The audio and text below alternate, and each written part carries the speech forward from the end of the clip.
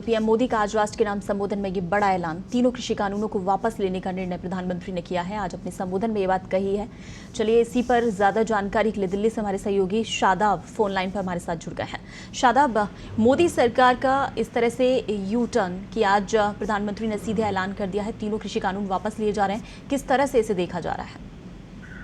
देखिए, ये जो आज का दिन चुना, एक तो गुरु नानक जयंती है और इस दिन को उन्होंने जो सिख समाज है खासतौर पर जो आंदोलन कर रहा है जिसमें किसानों की बड़ी भूमिकाओं को खुश करने के लिए किया गया है। और ये जो देखा जाए तो एक जो इसका बड़ा कारण है वो आने वाले दिनों के जो महीनों में चुनाव होने हैं, खासतौर पर पंजाब, उत्तर प्रदेश और जो अन्य राज्य हैं वहां पर इसका असर हो सकता है। इसको देखते हुए ये बड़ा फैसला किया गया है और इसके जो राजनीतिक मायने हैं वो यही निकाले जा सकते हैं कि किसानों को खुश करने के लिए ये प्रधानमंत्री मोदी ने अपना यू टर्न लिया है। और संसद,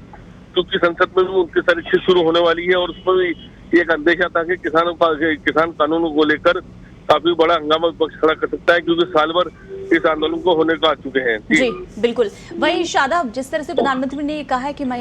इस महीने के अंत में मतलब संसद सत्र भी है तो उसमें जो संवैधानिक प्रक्रिया है इनको वापस लेने की वो शुरू की जाएगी, तो ऐसे में अब आज ऐलान तो कर दिया गया है, तो क्या माना जाए कि किसानों का ये आंदोलन अभी समाप्त हो जाएगा या फिर पूरी प्रक्रिया का इंतजार करेंगे किसान? ये देखिए, जो भारतीय किसान यूनियन के जो सर्वे सर्वा है राकेश टिकैत, उन्होंने साफ तौर पर कह दिया है आंदोलन अभी समाप्त नहीं होगा और वो उस दिन का इंतजार करेंगे जिस दिन संसद में इसको रद्द किया जाएगा। तो अभी ये कहना थोड़ा सा जल्दबाजी होगा, क्योंकि क्या आंदोलन समाप्त तत्काल समाप्त हो जाएगा, तो इसका इंतजार करेंगे। और दूसरी साथ के साथ उन्होंने एमएसपी को लेकर जो न्यूनतम समर्थन मूल्य है उसको लेकर अपनी मांग रख दी है कि सरकार को इस पर भी फैसला करना होगा। तो अभी इस पे कुछ और जो किसान है वो मंथन करेंगे और क्या उसके बाद क्या निर्णय लेते हैं ये आने वाले दिनों में, ये एक दो दिन के अंदर पता लग जाएगा। जी, लेकिन शादाब, जिस तरह से ये जो किसान संगठन है इनकी मांग तो यही थी बस कि तीनों कृषि कानून वापस लिए जाएं तभी ये आंदोलन खत्म होगा। तो अब जब ऐलान कर दिया गया है तो अब ये माने चलिए ठीक है कि एक महीने तक, इस महीने के अंत तक जब तक संवैधानिक प्रक्रिया शुरू नहीं होती ये लोग वहां पर ही रहेंगे, लेकिन मतलब शांत तौर पर ये लोग वहां पर डटे रहेंगे या किसी तरह का कोई एक्शन इन लोगों की तरफ से देखने को तो नहीं मिलेगा? जी देखिए, किसान जो आंदोलन है अब थोड़ा सा मंद पड़ सकता है, क्योंकि जो सबसे बड़ी मांग थी किसान आंदोलन की वो यही थी कि तीनों कानूनों को वापस लिया जाए और सरकार ने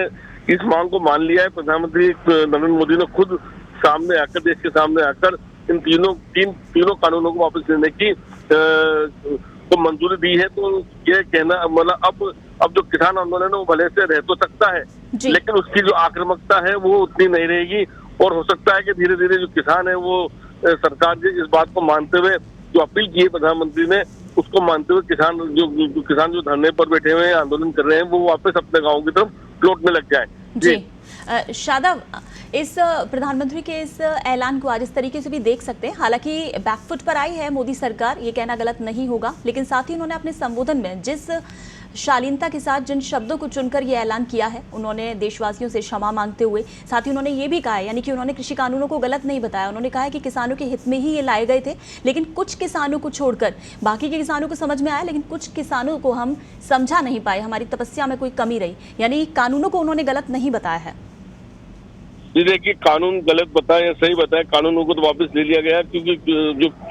जो किसान आंदोलन का जो सबसे बड़ी मांग थी वो यही थी। उनको इससे अब प्रधानमंत्री क्या कहते हैं क्या नहीं कहते ये अलग बात है, लेकिन उनका मानना यही था कि किसान जो किसानों के लिए जो 3 कानून लेके आए गए हैं वो गलत है, वो उनके लिए नुकसानदायक है और वो कहीं ना कहीं उद्यमों को फायदा पहुंचाते हैं। तो ये बात सही है कि किसानों तक अपनी बात जो सरकार नहीं पहुंचा पाई, ये नहीं समझा पाई कि उद्यमियों के लिए नहीं है, ये बल्कि किसानों के हित के लिए है। तो इसको लेकर कि सरकार की विफलता रही है और इसी वजह से तो केंद्र सरकार को जो कानूनों को वापस लेने के लिए साल भर बाद झुकना पड़ा है। तो कहीं ना कहीं ये बात सही है पीएम मोदी की कि उनको लगता है कि वो अपनी बात जनता तक नहीं पहुंचा पाए, किसानों तक नहीं पहुंचा पाए और इसका खामियाजा उनको चुनाव में हो सकता था। इसी वजह से इन कानूनों को वापस लिया गया है। जी, और शादाब, जो आज के ऐलान में उन्होंने ये भी जिक्र किया है, कमेटी के गठन की बात उन्होंने कही है,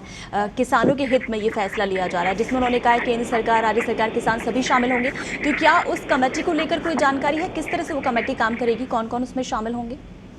जी देखिए, अभी इसका खुलासा नहीं हुआ, लेकिन अब ये जरूर है कि ये प्रधानमंत्री ने जो बात कही है तो इस बात का उनको अंदेशा था कि आगे आने वाले दिनों में एमएसपी को लेकर फिर किसान जो है आंदोलन कर सकते हैं और जो विपक्ष है वो उनकी मांगों को